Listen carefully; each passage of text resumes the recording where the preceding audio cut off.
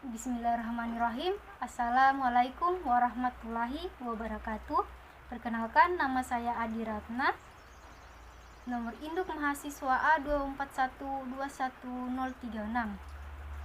Nah, saya merupakan salah satu mahasiswa Universitas Tadulako, program studi pendidikan fisika, Fakultas Keguruan dan Ilmu Pendidikan dari kelas C.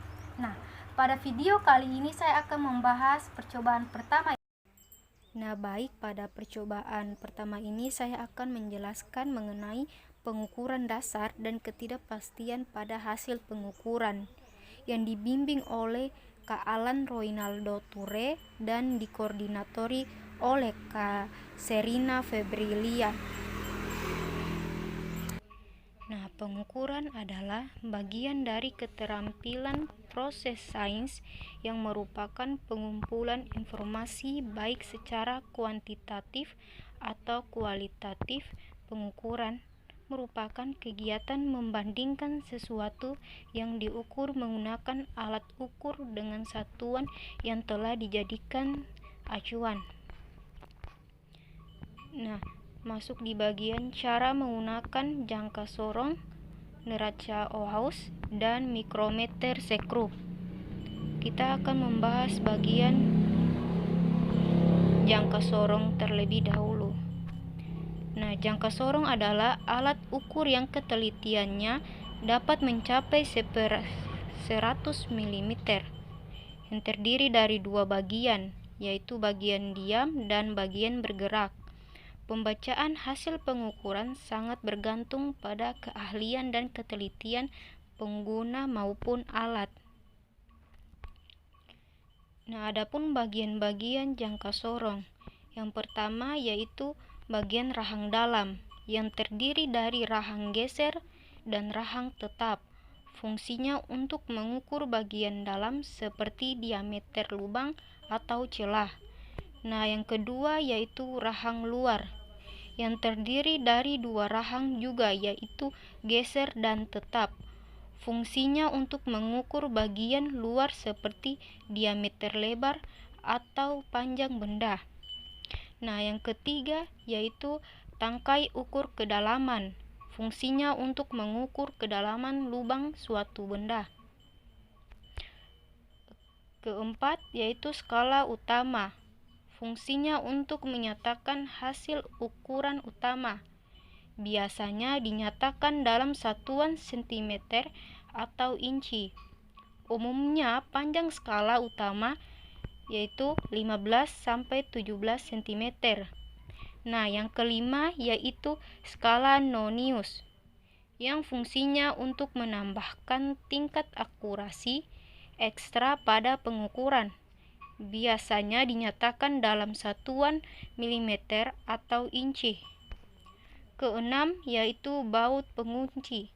Fungsinya untuk menahan rahang pada tempatnya agar objek bisa ditahan atau tidak terlepas dan skala tidak bergeser saat akan mengukur. Masuk ke bagian cara menggunakan jangka sorong. Yang pertama yaitu cek dulu dan pastikan waktu kedua rahang tertutup.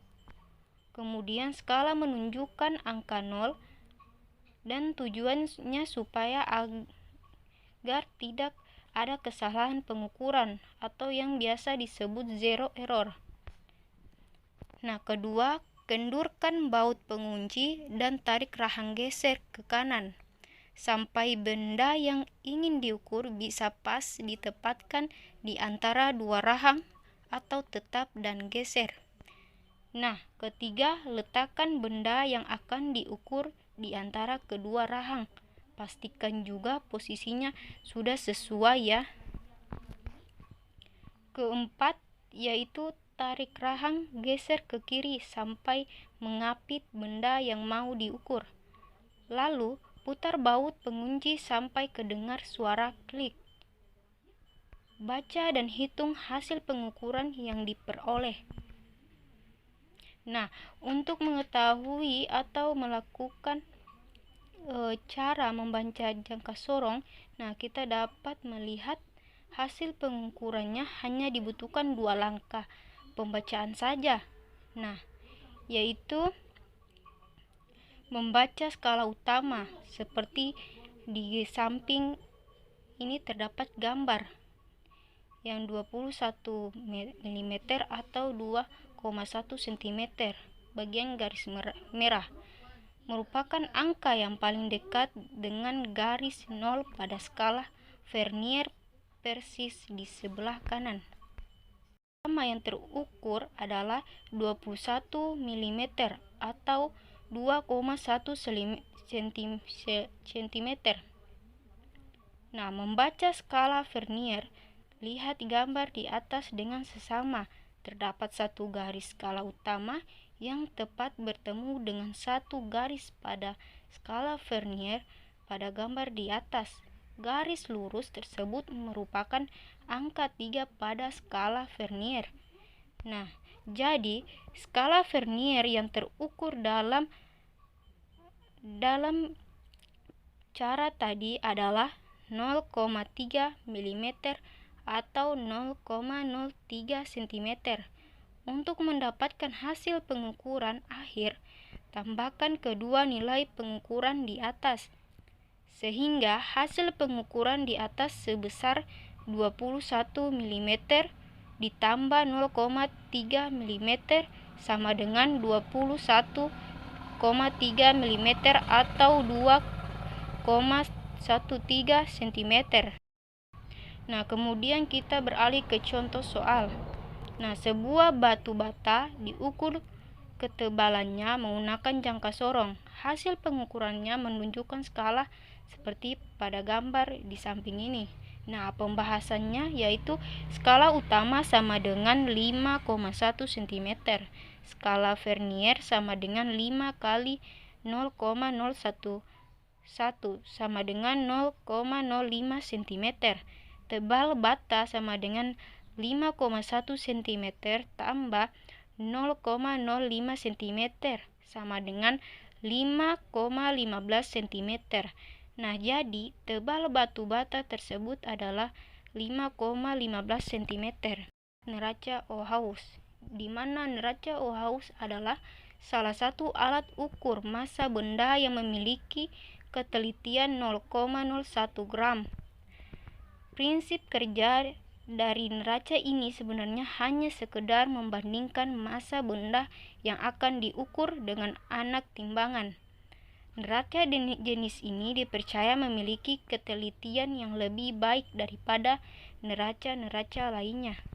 Nah, fungsi neraca Ohaus yaitu untuk mengukur massa benda atau logam yang digunakan dalam praktik laboratorium. Kapasitas beban maksimal yang bisa ditimbang dengan menggunakan neraca ini adalah 311 gram. Dengan ketelitian yang sangat detail, hasil pengukuran dari neraca ini dijamin lebih terpercaya. Nah, neraca Ohaus ini memiliki beberapa bagian yang memiliki fungsi yang berbeda-beda. Bagian-bagian tersebut ialah pertama yaitu tempat beban, digunakan untuk meletak beban yang akan diukur. Tombol kalibrasi yang berfungsi untuk mengalibrasi neraca ketika neraca tidak digunakan untuk mengukur. Lengan neraca ini berfungsi untuk meletakkan anting atau pemberat pada neraca. Nah, berikutnya yaitu anting atau pemberat yang diletakkan pada masing-masing lengan dan dapat digeser-geser. Nah, berfungsi sebagai penunjuk hasil pengukuran. Titik nol atau garis kesetimbangan berfungsi untuk menentukan titik kesetimbangan. Nah, cara untuk menggunakan neraca Ohaus. Nah, yang pertama yaitu putar skrup yang berada di bagian atas piringan neraca ke kiri, kanan ke kiri. Posisi dua garis pada neraca sejajar. Hal ini dilakukan untuk mengalibrasi neraca yang akan digunakan untuk menimbang. Nah, berikutnya yaitu letakkan benda yang akan diukur masanya pada tempat beban dalam neraca. Kemudian geser skala mulai dari yang skala besar jika panahnya sudah berada di titik setimbang 0 bergantian ke skala kecil. Lalu jika dua garis sejajar dalam neraca sudah seimbang, maka hasil pengukuran sudah dapat dibaca. Nah, bagian-bagian neraca Oahuus piring 3 lengan sebagai berikut. Nah, yang pertama yaitu tempat beban, digunakan untuk menempatkan benda yang akan diukur. Kedua yaitu tombol kalibrasi, digunakan untuk mengkalibrasi neraca ketika neraca tidak dapat digunakan untuk mengukur. Ketiga, lengan neraca. Lengan neraca merupakan plat logam yang terdiri dari skala dengan ukuran tertentu. Keempat, pemberat atau anting, diletakkan pada masing-masing lengan yang dapat digeser-geser dan sebagai penunjuk hasil pengukuran. Nah, yang terakhir yaitu titik nol atau garis kesetimbangan, digunakan untuk menentukan titik kesetimbangan. Contoh soal, hitunglah hasil ukur neraca Oahuus di samping ini seperti yang digambar. Nah, pembahasannya yaitu massa benda sesungguhnya sama dengan 400 gram tambah 30 gram tambah 7 gram sama dengan 437 gram. Kembali ke mikrometer sekrup. Mikrometer sekrup merupakan alat ukur untuk mengukur panjang atau ketebalan benda, kedalaman celah lubang, dan untuk mengukur diameter suatu lubang dengan ketelitian sebesar 0,005 mm. Cara untuk menggunakan mikrometer sekrup. Nah, yang pertama, letakkan objek yang akan diukur di antara anvil dan spindle. Nah, kedua, putar thimble dan ratchet hingga objek terjepit oleh anvil dan spindle. Nah, ketiga, putar pengunci pada lock nut. Nah, keempat, agar pemutar tidak bergerak lagi, baca hasil pengukuran pada skala utama dan skala nonius. Contoh soal, jika pada suatu pengukuran didapatkan gambar skala utama ataupun skala nonius di samping ini, hitunglah beberapa panjang dari benda yang akan diukur.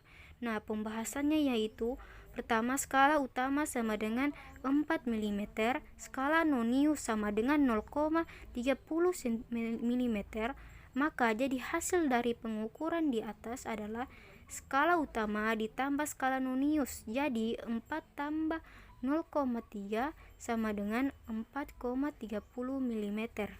Ya, mungkin hanya itu video tentang membahas mengenai cara menggunakan alat-alat praktikum ya, seperti jangka sorong, neraca Oahuus, dan mikrometer sekrup. Nah, selanjutnya saya akan membahas mengenai pengertian angka berarti. Angka penting. Angka signifikan atau sering disebut angka penting yaitu merupakan banyaknya digit yang diperhitungkan di dalam suatu kuantitas yang diukur atau dihitung. Ketika angka signifikan digunakan, digit terakhir dianggap tidak pasti. Ketidakpastian dari digit terakhir tergantung pada alat-alat yang digunakan dalam suatu pengukuran. Baik, mungkin hanya itu penjelasan singkat mengenai angka berarti ya. Selanjutnya saya akan menjelaskan kesalahan yang sering terjadi pada pengukuran menggunakan alat ukur dasar. Nah, simak baik-baik video ini. Kesalahan yang sering terjadi pada pengukuran. Nah, yang pertama yaitu kesalahan alat ukur. Ketidaksempurnaan alat ukur merupakan salah satu hal yang menyebabkan kegiatan pengukuran menjadi kurang maksimal. Kesalahan kalibrasi, faktor usia alat, dan lain sebagainya menjadi faktor utama kenapa kesalahan alat ukur bisa terjadi. Nah, kedua yaitu kesalahan manusia. Kesalahan-kesalahan yang disebabkan oleh manusia adalah hal yang sangat sering terjadi.